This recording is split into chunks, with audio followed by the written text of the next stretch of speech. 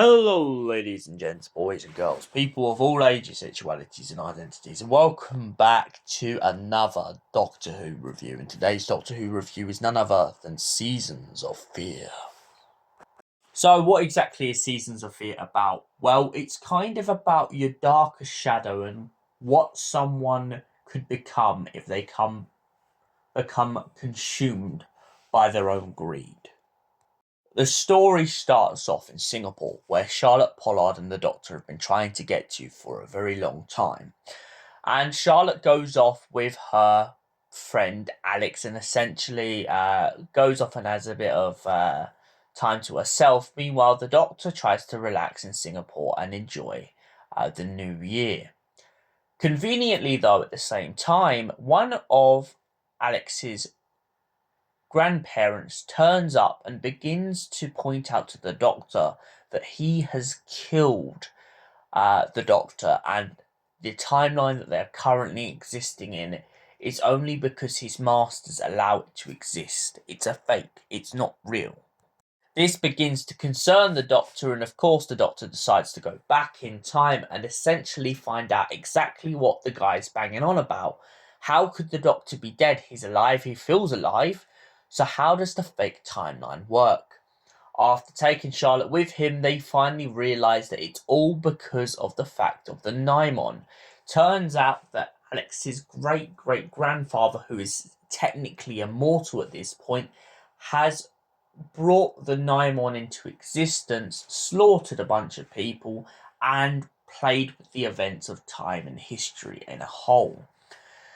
The Doctor stops his first attempt at a massacre by freeing a bunch of people from a religious temple. Then him and Charlotte go forward a bit to a castle of Edward the Accuser. Edward the Accuser and his wife are almost poisoned by plutonium, and the Doctor and Charlotte manage to avert it. But to properly thwart the guy's plans even further, they have to stop plutonium being brought to the port. Luckily, Edward the Accuser and his wife agree to let their men go to the shore and stop anyone getting off the boats in order to stop England being polluted by plutonium poisoning, which might not kill people straight away, but would slowly but surely eat away at them. The Doctor gives them some radiation tablets just to be safe, and then he goes forward another couple of centuries, in which him and Charlotte Pollard end up wandering around one of the caves of the Hellfire Club. The Doctor and Charlotte Pollard share a very comedic moment when Charlotte Pollard asks what the Hellfire Caves were used for, and the Doctor prudishly comes out with naughty things. And then Charlotte says, "What sort of naughty things?" And the comedy continues as she begins to rattle on about the fact that she once went to an orgy. After both being caught in the caves wandering around by one of the head of the house, the pair go upstairs to be greeted once again by their immortal enemy/friend, who seems to have been trying to embed himself in history once again, and it turns out that this time he may actually succeed as he attempts to use the Hellfire Club as a sacrifice for the Nymon. Once the Doctor realises that the Nymon break through from the black hole universe, the only way left to stop them is to maybe chuck them into the time vortex and go back to the very beginning. So the Doctor jumps into the vortex after leaving the Tardis, giving Charlotte a little message in Lucy's ear about the fast return switch. Charlotte and Lucy go back in time with the Immortal in order to go back and stop all of this from happening. Meanwhile, elsewhere, the Nymon aren't far behind the Doctor in going back to the Dark Ages. The Doctor luckily arrives a couple minutes early, tells the Immortal's younger self not to essentially become the man he will become, and tries to grant him a life of wealth away from it, a comfortable life.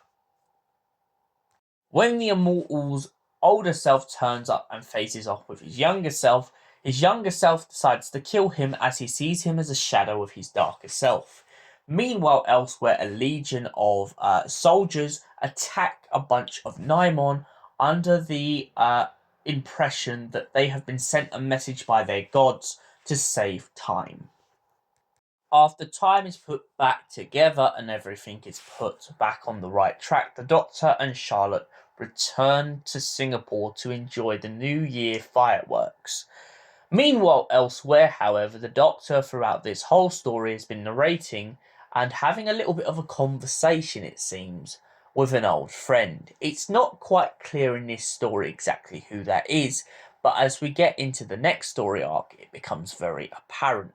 It turns out, though, that this old friend as well, this is not the first time he's been breaking into the universe, and maybe, just maybe, he has a bigger plot involved. He seems to have used Charlotte Pollard's appearance to feed on the time energy and the paradox that the Doctor and Charlotte left behind. So, what did I think of this story as a whole? I absolutely love the Naimon. I feel like they're very underused, and I feel like it's a shame because they're so close to the Minotaurs. I feel like it's such a shame we haven't had a full blown Naimon story in decades. I mean, we've had hints at the Naimon with the God Paradox and some other stories, but we've never properly had a full-on Naimon story since the Tom Baker era. And I feel like this Seasons of Fear, although the Naimon may not be in the whole story, is a very, very solid story. The idea that the Naimon have granted someone immortality is honestly a little bit concerning, because if that's what they can do, what else can the Naimon do? I also like the idea of the darker self sort of scenario. It reminds me a lot of a Jekyll and Hyde sort of story.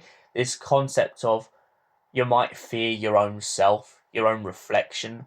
And that idea that when they both look at each other in this story, and one of them goes, "No, I never want to turn into that person," is completely and utterly fantastic.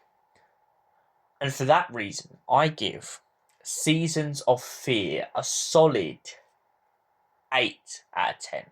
Thank you for watching, and we'll see you in the next Doctor Who review. Until then, goodbye, stay beautiful, you awesome, incredible Whovians. Love you all.